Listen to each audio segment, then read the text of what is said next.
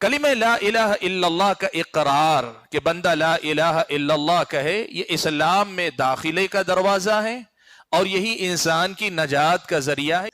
لیکن آج ایک مسئلہ میں آپ کو یہ بتانا چاہتا ہوں کہ ایسا نہیں ہے کہ ایک آدمی صرف زبان سے لا الہ الا اللہ کہہ دے گا تو کافی ہو جائے گا۔ زبان سے صرف لا الہ الا اللہ کہہ دے، زبان سے صرف اقرار کر لے تو وہ اس کی نجات کے لیے کافی ہو جائے گا، ایسا نہیں ہے۔ کیوں ایسا نہیں ہے؟ اس لیے کہ اللہ تعالیٰ نے قرآن کی مختلف مقامات پر اور پیارے نبی صلی اللہ علیہ وسلم نے مختلف احادیث میں اس کلمے کے ساتھ کچھ شرطیں لاگو کی ہیں کہ کلمہ جب ادا کرو، جب کلمہ پڑھو، جب اقرار کرو، اس میں یہ بات بھی ہونی چاہیے، یہ بات بھی ہونی چاہیے، یہ بات بھی ہونی چاہیے۔ ایسی مختلف باتیں قرآن اور احادیث میں بیان کی گئی ہیں۔ اب یہ ہماری اور آپ کی ذمہ داری بنتی ہے کہ یہ تمام باتیں اہل علم نے اکٹھا کر کے ہمارے سامنے رکھی، ان کو سمجھیں اور سمجھ کر اپنے کلمے میں وہ ساری باتیں پیدا کرنے کی کوشش کریں۔ ان تمام باتوں کو جو کلمہ لا الہ الا اللہ میں مطلوب ہیں، کلمے کے اقرار کے ساتھ، زبان کے اقرار کے ساتھ اور جو چیزیں اس میں ہونی چاہیے، اہل علم لا الہ الا اللہ کے شرائط کہتے ہیں، لا الہ الا اللہ کی شرطیں۔ یعنی ایک بندہ کلمہ لا الہ الا اللہ کو واقعی معنوں میں ویسا بنانا چاہتا ہے جیسے اللہ تعالیٰ کو مطلوب ہے، تو اسے ان شرطوں پہ کھرا اترنا پڑے گا، ان شرطوں کو پورا کرنا پڑے گا۔ وہ کیا شرطیں ہیں؟ 7 شرطیں ہیں، 7 باتیں ہیں۔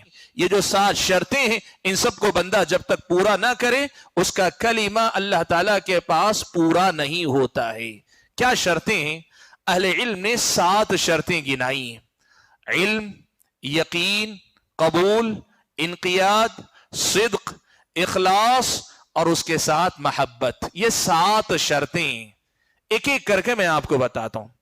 سب سے پہلی شرط یہ ہے کہ بندے کو لا الہ الا اللہ کا علم ہو، یعنی صرف یہ کلمہ سنا، زبان سے ادا کر دیا، اس سے آدمی کا کلمہ نہیں ہوتا ہے۔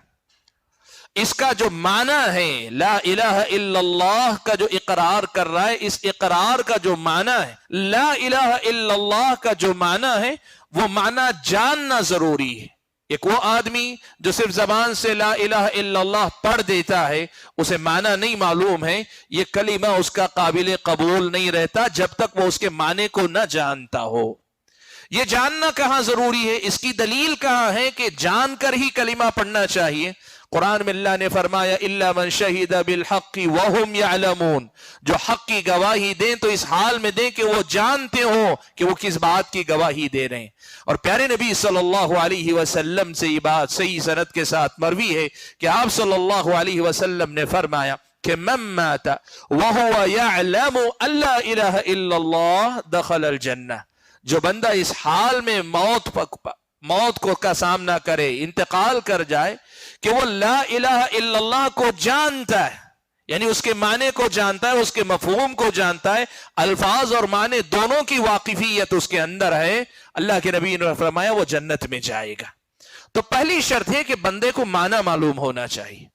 دوسری شرط یہ ہے کہ جو معنی سمجھ میں آ رہا ہے نا، تو اس پر اس کا یقین ہو، اس پر اس کا یقین ہونا چاہیے۔ کئی بار ایک بات معلوم تو ہوتی ہے، ہمارے علم میں آتی ہے، لیکن بندے کو اس کا یقین نہیں ہوتا۔ اگر کلمہ لا الہ الا اللہ کا معنی سمجھ رہے ہیں کہ اللہ ہی عبادت کا مستحق ہے، اللہ کے علاوہ کوئی عبادت کے لائق نہیں، اس بات کا پورا یقین ہونا چاہیے جب بندہ کلمہ پڑھ رہا ہے۔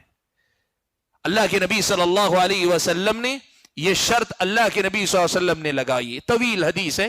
ایک مرتبہ اللہ کے نبی مجلس میں بیٹھے ہوئے تھے، اچانک آپ اٹھ کر گئے، صحابہ سمجھے کسی ضرورت کے لیے گئے، کافی دیر تک لوٹ کر نہیں آئے، صحابہ انتظار کرتے رہے، پھر ڈر ہوا اللہ کے نبی اکیلے گئے، کہیں یہ یہود دشمن نقصان نہ پہنچا دیں، صحابہ تیزی سے اٹھ کے ڈھونڈتے ہوئے نکلے۔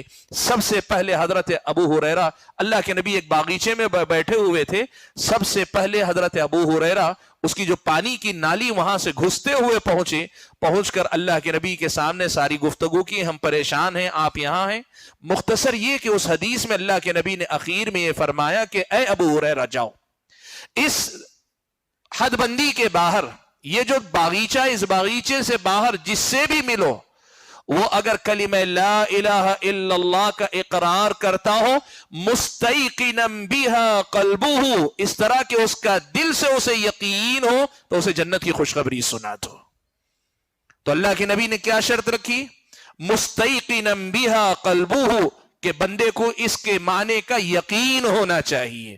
تو کلمہ پڑھنے والے کو علم بھی ہونا چاہیے, اس کا یقین بھی ہونا چاہیے, یہ بھی ضروری.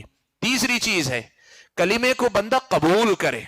یعنی آپ سے کہا جا رہا ہے کلمہ لا الہ الا اللہ پڑھو, اسلام میں داخل ہوگے. آپ سے کہا جا رہا ہے اشہد ان لا الہ الا اللہ کہو.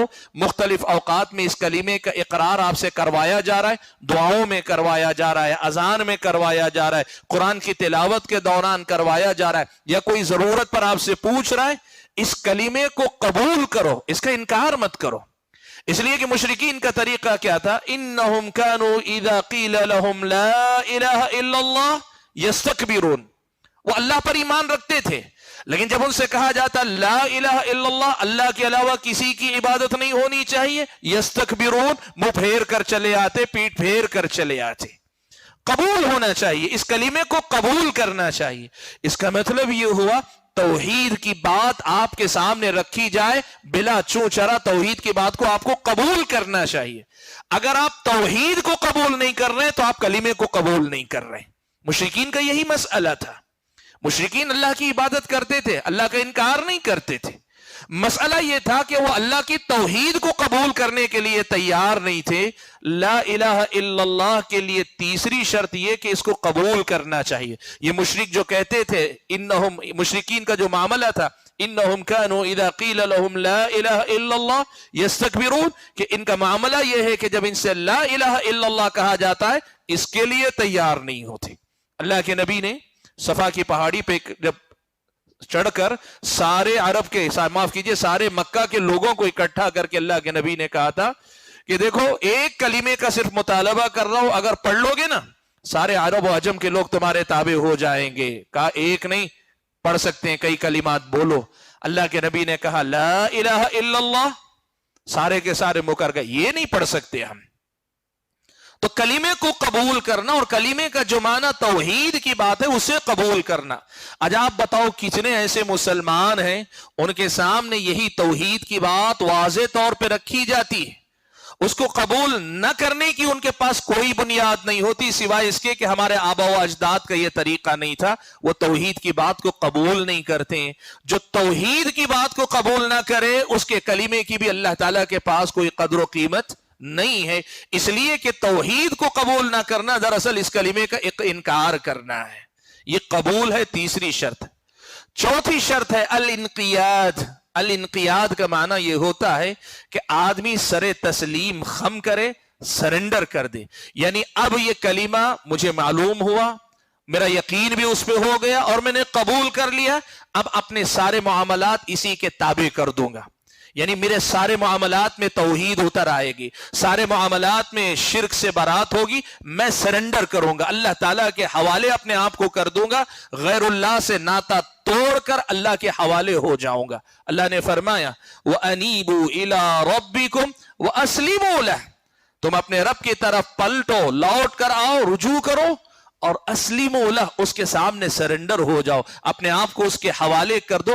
انقیاد کا معنی ہوتا ہے اپنے آپ کو سرنڈر کر دینا. کیسے سرنڈر کرنا؟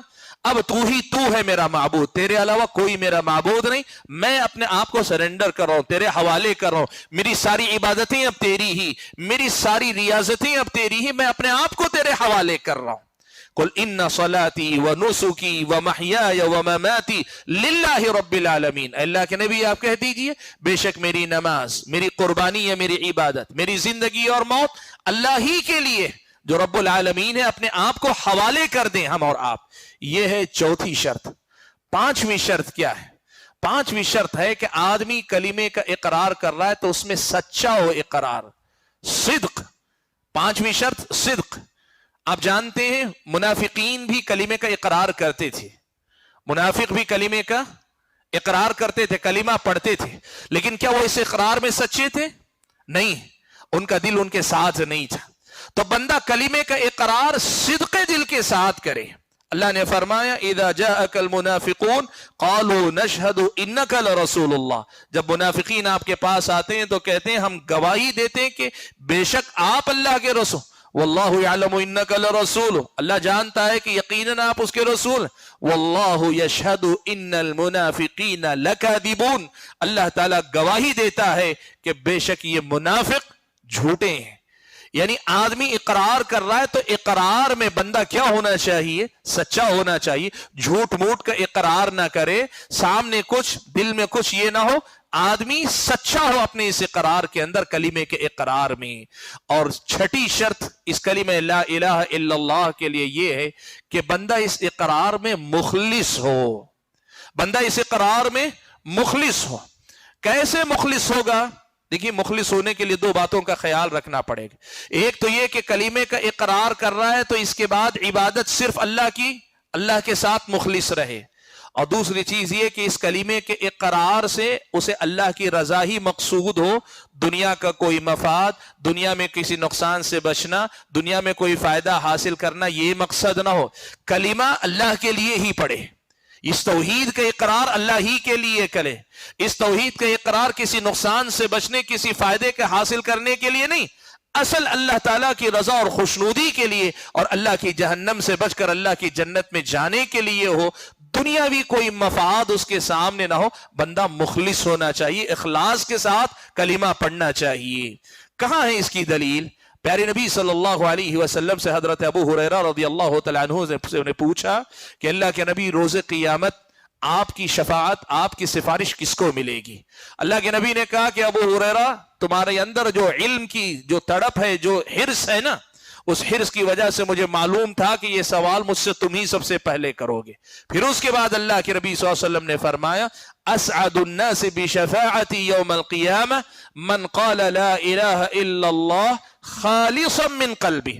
میری سفارش کا روز قیامت سب سے زیادہ مستحق وہ ہوگا یا سب سے بڑا خوشبخت جو میری صفات کا, سفارش کا حقدار ہوگا, وہ ہوگا جو کلمہ لا الہ الا اللہ کا اقرار خلوص کے ساتھ کرے, مخلص ہو اس اقرار میں, خالص اللہ کے لیے اس نے اس توحید کو اپنایا ہو, کسی اور فائدے یا کسی اور نقصان سے بچنے کے لیے نہ ہو. یہ جو ہے کلمہ لا الہ الا اللہ کے لیے مطلوب شرط ہے. اور ساتویں اور آخری شرط یہ ہے کہ بندے کو اس کلمے سے محبت ہو, اس کلمے کے معنی سے محبت ہو, اس کلمے میں جو دین, جو توحید کی بات, اس توحید سے محبت ہو, اور اللہ سے سب سے بڑھ کر محبت ہو. ساتویں جو شرط ہے وہ المحبہ, محبت ہونی چاہیے. یہ محبت ہی اصل, یعنی ایمان کی, عبادت کی بنیاد ہے. اصل میں اللہ تبارک و تعالیٰ کے لیے کلمہ پڑھنے والا اس کلمہ لا الہ الا اللہ سے محبت کرے, اس کا جو معنی ہے اس معنی سے محبت کرے, معنی میں جو توحید کا پہلو ہے اس سے محبت کرے. یہ توحید جس اللہ کا حق ہے اس اللہ سے سب سے زیادہ محبت کرے. یہ کلمہ لا الہ الا اللہ کی مطلوبہ شرائط میں سے ہے. اللہ کے نبی صلی اللہ علیہ وسلم نے اسی لیے فرمایا تین باتیں ایسے ہیں کہ جس کے اندر یہ تین باتیں پیدا ہوں گی نا, وجد بہن حلاوت الایمان, ایمان کی حلاوت ملے گی. کیا ہے؟ ان یکون اللہ ورسولہ احب الیہ مما سواہما, کہ اللہ اور اس کا رسول ما سوا, یعنی ان دونوں کے علاوہ جو کچھ ہے, ان دونوں کے مقابلے میں سب سے زیادہ اس کے نزدیک محبوب ہو جائے. وَأَن يُحِبَّ الْمَرْءَ لَا يُحِبُّهُ إِلَّا لِلَّهِ, اور اتنا کہ اب لوگوں سے محبت بھی کر رہا ہے, اللہ کی خاطر کر رہا ہے.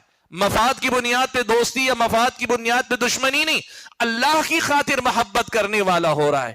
اور تیسری صفت بیان فرمائی وَأَن يَكْرَهَ أَن يَعُودَ فِي الْكُفْرِ كَمَا يَكْرَهُ أَن يُقْذَفَ فِي النَّارِ, اور کفر میں واپس لوٹنے کو ویسے ہی ناپسند کرے. ظاہر بات ہے جب اللہ سے سچی محبت ہوگی نا تو اللہ کی محبت چھوڑ کر دنیا میں کیا اچھا لگے گا آدمی کو, ہر چیز سے نفرت ہوگی. أَن يَكْرَهَ أَن يَعُودَ فِي الْكُفْرِ, کفر کی طرف لوٹنے کو ویسے ہی ناپسند کرے جیسے آگ میں پھینکے جانے کو وہ ناپسند کرتا ہے. یہ 7 شرطیں میں جو بات آپ کے سامنے رکھنا چاہ رہا ہوں وہ یہ کہ کلمہ لا الہ الا اللہ میرا اور آپ کا جو اقرار ہے, جس سے ہمارے اور آپ کے ایمان کا دروازہ کھلتا ہے اور جس پر موت میری اور آپ کی کامیابی کی ضمانت ہے, یہ کلمہ اپنا پورا وزن رکھتا ہے. کب؟ جب آپ ان تمام باتوں کے ساتھ اس کلمے کا اقرار